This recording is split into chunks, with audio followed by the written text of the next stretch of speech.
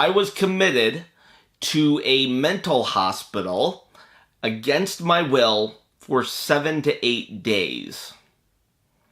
Yeah, that happened. I joke around sometimes on this channel. This is not a joke. I've alluded in the past about my anxiety and my OCD, and I don't know, have I talked about my germaphobia? I don't know what I've talked about, honestly, because this channel has never been about me trying to garner any kind of pity or, I don't know. I was not going to build this channel upon the fact that I have some kind of mental disease. You know what? Life isn't fair, and a lot of people have been dealt worse hands than me. So I just never really made it a priority to be like, hey, look at me, I'm the poster boy for mental disease. But that said, I have mental disease. A mental disease. I have multiple mental diseases, actually. And if I laugh during this, I don't know what to tell you. I laugh a lot. I laugh when I'm nervous. I laugh when I'm anxious. I laugh when I'm uncomfortable. I laugh when I feel good, too. So I might laugh during this. And if that offends you, I don't know what to tell you. Get over it. About being held against my will, is that clickbait? No, I really was held against my will. I did not want to be where I was. But don't get mad or anything, because honestly, if I am really honest with myself, I would say that I am not completely innocent in the reasons why I was being held. This video could get a little ugly. I don't know how you will perceive me after this video. Let's backtrack. What I've been diagnosed with is extreme anxiety, OCD, germaphobia, and agoraphobia. Those are the 4 things that, without a doubt, have been put on a medical health document. That said, my wife has been gone. The matriarch of the McDaniel family has passed away. Her grandmother passed away. And Grandma was Mom 2.0 to my wife. Meaning, a lot of times after school, Jess would go to Grandma's. Or a lot of times, waking up for school, Jess would be at Grandma's. She just meant the world to my wife. And Jess ended up staying longer than anticipated. Now, when you are somebody with a mental disease, you tend to rely on certain people as not just like, hey, can you help me out with the favor? But you rely on them almost as if they are, I hate to say this, but almost like a nurse would, a 24-hour nurse. And I know I did that to Jess. I tried not to, but I did. When I saw a cockroach, I would scream bloody murder for Jess to get in there. And, this is sexist, but I feel it's the guy who should kill the bug and not the girl. Or at the very least, let's meet in the middle and say guy or girl should be able to kill the bug in 2019, but not with me. I screamed bloody murder, Jessica, Jessica, Jessica. It didn't matter if she was feeling good, she was feeling bad. I just could not handle it. For whatever reason, I know a lot of people don't like cockroaches, but cockroaches are a huge, huge trigger for me to go into an anxiety attack. And if that cockroach escapes, just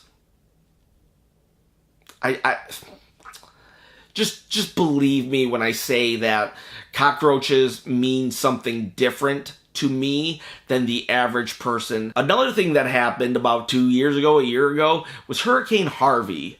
Hurricane Harvey destroyed the bottom half of our house, and we haven't fully recovered from that.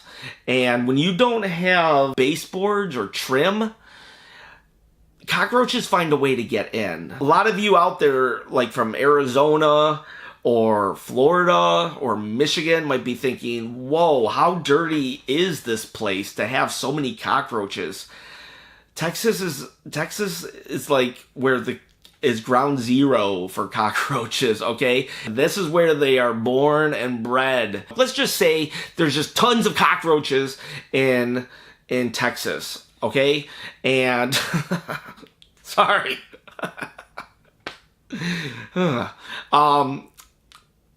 Sorry, I don't know why I got so mad about that. I'm on new medication, by the way. Yeah, right here. My new medication, right here.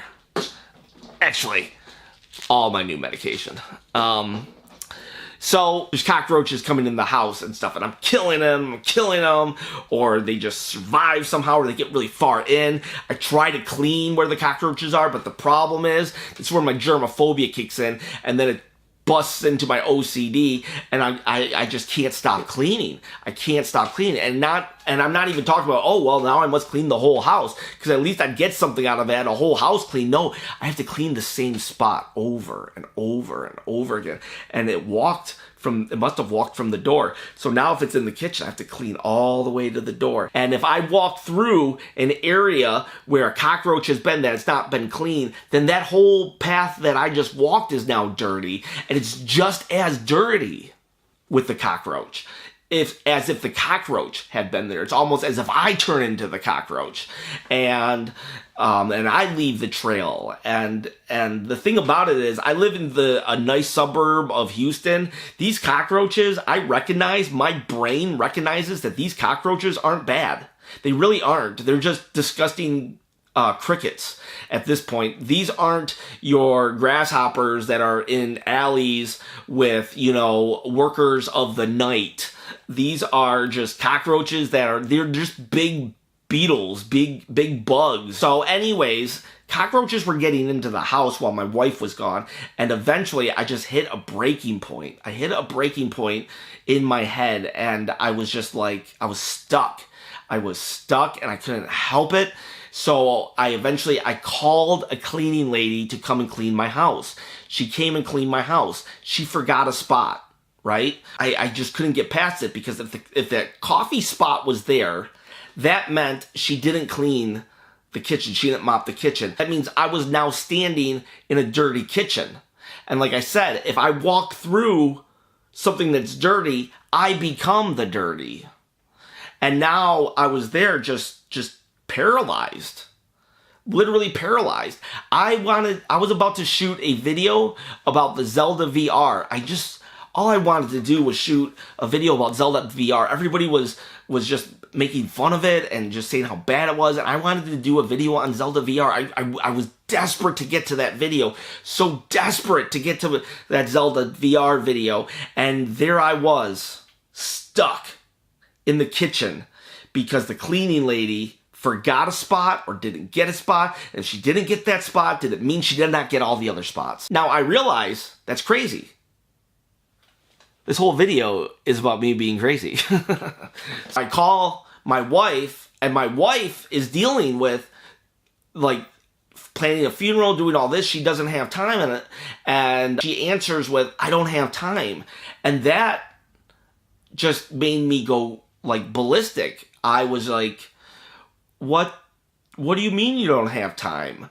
And here she is, trying to mourn her grandmother, and here I am, worried about a coffee stain. You tell me now who the bad guy is there. Yeah, it was a dumb coffee stain.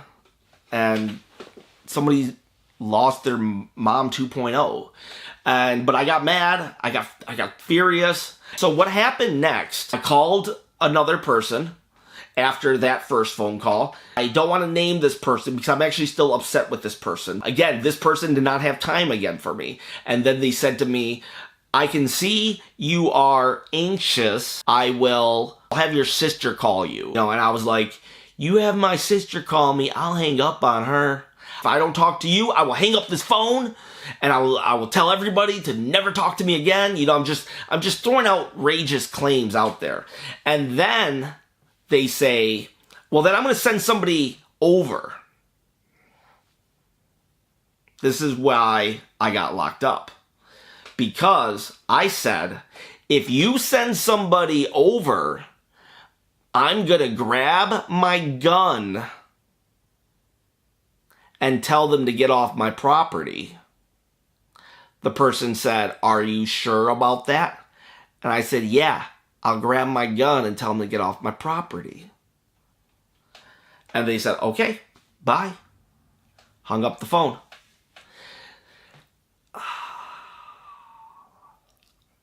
That was a dumb statement. That was a dumb statement. Let's not get into the Second Amendment argument here or debate. Please, nobody, please, no one put any Second Amendment stuff. Yeah, I'm in my rights to say that. Blah, blah, blah, blah, blah. But if I'm being honest, the implications were graver than what I actually said. Also, to throw a monkey wrench into this whole thing, the person who I was on the phone with, they actually claim, now they claim, and they truly believe it, because I've talked to them since, and they have repeatedly said that I actually said this. Now, I don't believe I said this, but this person says I said this, okay? So they said, I said, "If you send anybody over, I will grab the gun and shoot them." And they said, "Are you sure?" And again, they said I repeated myself, "I will grab the gun and shoot them." FYI, the guns have been taken out of the house, by the way. So if anybody is starting to worry about that, there are no guns here anymore. And that was me voluntarily giving them up. All right? So again, no Second Amendment debates here. I personally am a firm believer in the Second Amendment. If you are not, great. We have a legislative process, and you can do whatever you want to do whatever you want. I firmly believe in the Second Amendment, but I'm also allowed to voluntarily give up my guns to make people feel safe. So anyways, back to the thing. Now, that person who truly believes what they thought I said, they were so worried because they know I get packages. I do Mail Call Monday, right? I get packages from limited run games to do unboxings. They were scared that if the UPS person came, I would shoot them. So they called the police. Now, they didn't think that it would get as bad as it did. But they didn't know that once you call the police, that's a genie you can't put back in the bottle, all right? The police are toothpaste. Once you squeeze the toothpaste and the toothpaste comes out, you can't stuff it back in. The police came by. I give the police props. They called me and said, "Hey, Mr. Skinner, we heard that you are a little upset." And they asked, "Do you have guns in the house?" Don't lie to the police. Don't do it. Just don't lie to the police. "Yes, officer, I have 2 guns in the house." And they're like, "Okay, we're on our way. We just want to talk." And I'm like, "Am I going to be arrested?" They said, "No, you're not going to be arrested." Even though I said I was arrested, technically I was not arrested. They did not lie to me. I might get my words a little confused here and there just because of how I perceive things, but whatever. All right, so then they say, "We're here. Come out with your hands up." I go like this. I say, "Can I come out?" I come out. I walk to the street. There's 5 cars, 5 cop cars deep. All right, 5 cop cars deep. Handcuffed behind my back, and they say they want to talk to me. They say, "Can we talk to you in the cop car?" I was like, "No, I'm not going to, unless you are arresting me, I'm not going in the cop car." They said they were not arresting me. And they said, "Well, do you want to talk in the street then? Because that's going to be really awkward." And then they decided, "Hey, there's a chair up there." And so I went, I sat in the chair, I talked to them. Based upon their assessment, my speech was just too erratic, too out there. And you guys know, when I get excited about something, I go, ah. Anyways, but now you top that with just being anxiety-filled and 5 cop cars. Yeah, I was a little anxious. And I'm going to say this, the cops didn't believe me. I think they believed that I was a good guy and all that stuff, but they were afraid for my safety and the safety of others. And I have nothing bad to say about the cops. I think they were wrong to take me in. But I've heard of stories on the news where this dude was arrested 3 times and now he kills a family of 5. And I gotta say, I support the cop's decision to take me in because I know myself, I disagreed with the cop's decision, but the cops didn't know me. So I agree with them for taking me in. I am glad that they protected society. Words have consequences. Words have consequences. Doesn't matter if you have a mental disease. It just doesn't matter. You gotta deal in a adult fashion. So anyways, I go to the craziest place. It was just like, wow, it was crazy. It was County Crazy House. County Crazy House is, whoa, ugh. I do all that. Then they send me to the Houston Behavioral Healthcare Hospital. And boy, did I have a chip on my shoulder. I was mad. I was there. I felt I did not belong there. Yeah. 8 days later, when I'm released, I'm telling you that I'm glad the police arrested me. I'm telling you I learned a lot here and there. But day number 1.5, how long am I going to be here? Am I going to have my job still? My wife is in Michigan dealing with her grandmother dying, and here I am now. My problems have suddenly taken the front seat. Like, what a failure of a human being I am. And I'm just riddled with guilt, anxiety, anger. How dare this person? How dare this person call the cops on me and just screw up my entire life? You know how much this hospital cost me? It's gonna, after my insurance, it's gonna cost me like $3,000. I don't have $3,000 to throw at this. Man, I'll tell you what, day number 1, I was not happy. And then I'm like, when can I get out? We have maybe 5 to 7 days. Maybe. What? 5 to 7 days? Now I'm thinking of my YouTube channel. I'm like, I'm not gonna have a YouTube channel to come back to. They took my phone away, they took this away, they took everything away from me. I was not happy. But I decide right then and there that I'm trapped here. There's nothing I can do, because when the cops bring you in, you're stuck there, buddy. You are stuck, and there's nothing, absolutely nothing that can be done. And so I decide to just make the best of it. And let me tell you something. That hospital, I did not want to be there. I was not happy to be there, but gosh, were they awesome. I had a great experience at the Houston Behavioral Healthcare Hospital. They are not sponsoring this because they probably are gonna. They found out that I YouTubed and they're probably a little afraid of what I'm going to say. But guys, if you're watching this right now, you have nothing to fear. I love you guys. You guys were so awesome. Oh my gosh. Yes, I was held against my will, but other than that, wow, they had some paradigm shifts. Some literal paradigm shifts. My life is actually different now. Also, please, guys, don't say in the comment something along the lines of, well, it looks like it was a good thing you went, because I'm still mad about going. So please don't say it was good that I went. I'm still mad that I went. It's weird. I am happy at what I got out of it, but I'm still bitter about going in the first place. A lot of those people were there voluntarily, but me, here I am, like, why are you guys here? Why? Why are you here when you can have freedom? I can't have freedom.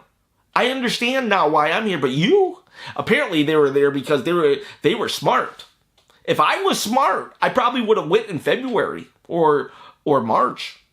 So in the beginning, I thought I thought they were idiots. But when it was all said and done, I realized now that I was the idiot.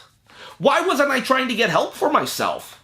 Did I really think that I could, like, power through? I first had a mental breakdown when I was 31 years old, all right? 31. I'm 39. That's 8 years I have lost to mental disease. You know how bad it sucks when your kid wants to wash his mouth with actual soap because he sees daddy doing it?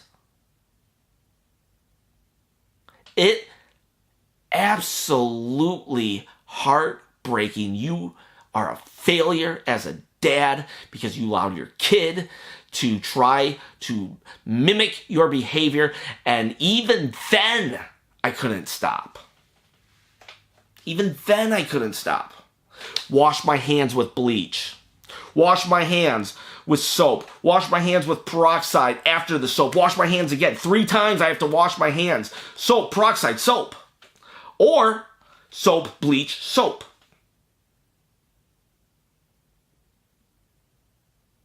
And yet, I feel like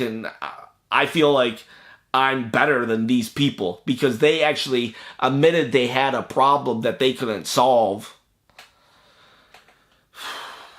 I feel like a scumbag, honestly, thinking like that in day one. Why are you guys here?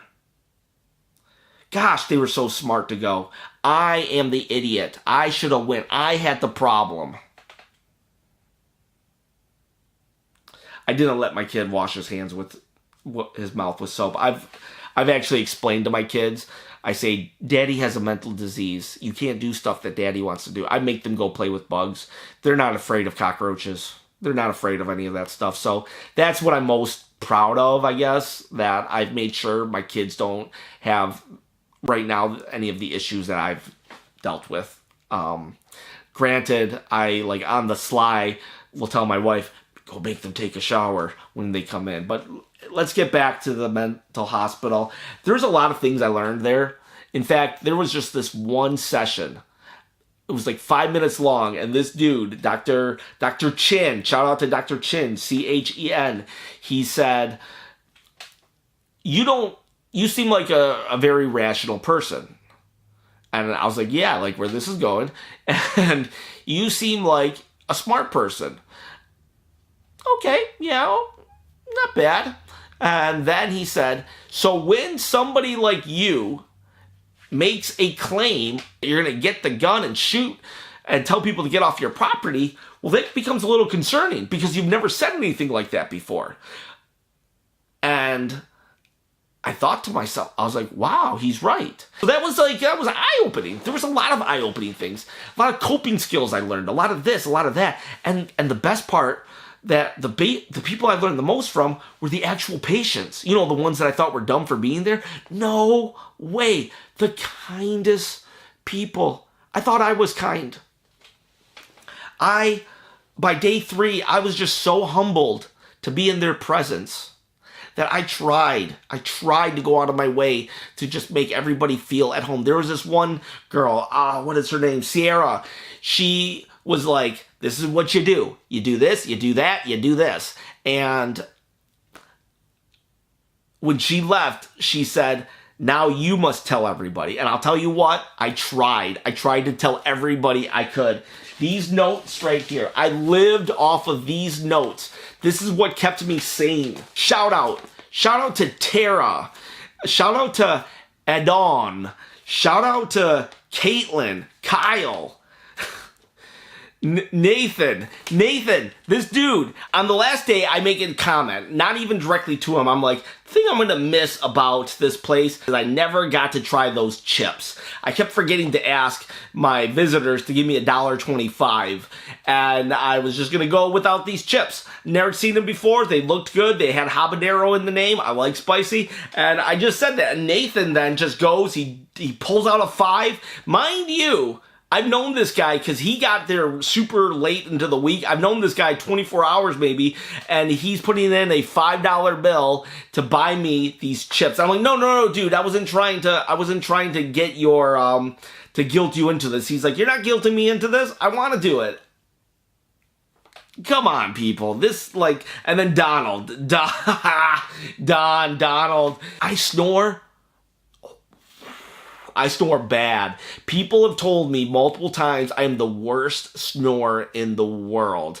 If you guys want, you know what I'm going to do? I'm going to film myself snoring, and then you guys can tell me if I'm the worst snorer. But Donald, he described my snoring like this. 2 grizzly bears fighting over a French fry. Oh my gosh. And he had other things. He went on for like 5 minutes about how bad my snoring was. The poor dude could not sleep. He literally went to sleep in the lobby because I snored so bad. The poor guy, eventually, him and I, we had no animosity towards each other, but he definitely did not like me in the morning. Towards the afternoon, he started liking me again, and eventually we got him out of my room so he could actually sleep. And I also want to shout out to Jessica, Michaela, Ashley, Sierra, like I said. I need to shout out the Japanese guy, the guy who was born in Japan, but was American. I cannot forget my buddy Noah. Man, I'll tell you what, me and Noah were thick as thieves the first couple, like the first 3 or 4 days. We talked all the time. I'm hoping to actually get Noah on the podcast one of these days, because that dude was just amazingly awesome. Noah, if you're watching, amazingly awesome. Then there's Karen Johnson, Karen and Tara. I know I still owe you something. I am going to get it to you. I had to leave early. My ride had to leave early. And then, oh, I'm forgetting so many people. Paul, you are a great guy, Paul. I know Paul had gotten out of jail for doing some really bad stuff, but he did his time. And Paul, I'm rooting for you, man. I am rooting for you that you are going to make it in this world after 31 years in prison. Wow, that's just crazy. Alexis, you my girl. You my girl. This was day one. I was just like, what do I do for the channel? What do I do? So if anyone's going to steal my ideas, here it is. These are all upcoming videos, guys. And I never write ideas down. I just do them. And the staff, first off, big shout out to Jonathan and Helen. Jonathan and Helen. On the last day I was there, Jonathan is like, are you in sales or customer service or something? You have a very outgoing personality. You're super friendly. It's just like, you got something. And Jonathan was just like, you're on YouTube. Oh my gosh. And I told him, I was like, I don't have like that many followers, only 1,600. But you know what? He was just so happy that I was on YouTube. And I was like, I said I would shout out Jonathan and Helen. Man, I loved Helen. Helen, every day she would ask me, how's your anxiety? How's your depression? Are you hearing voices? Are you suicidal? And do you want to hurt yourself? And I would answer, no anxiety, no depression. I hear your voice, ha ha ha. No, I don't want to hurt myself, and no, I don't want to kill myself. And one day she was like, she had this like Jamaican accent, and I'll do a really bad Jamaican accent right now. You just tell me what I want to know. And that was the worst Jamaican. Wow, that Jamaican accent.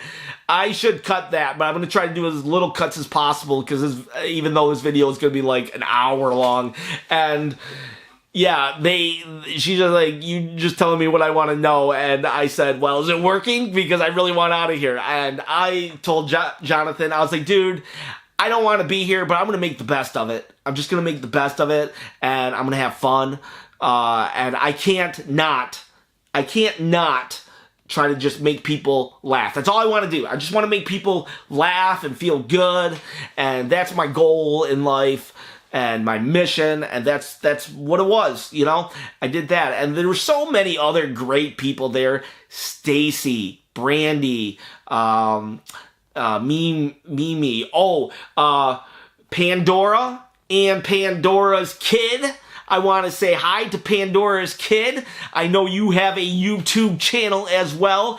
If you are watching this, please, please, please put your YouTube channel down below, Pandora's Kid, so I can subscribe to you. I want to watch your videos. The lady who let us play Jenga, the cooks. I'll tell you what.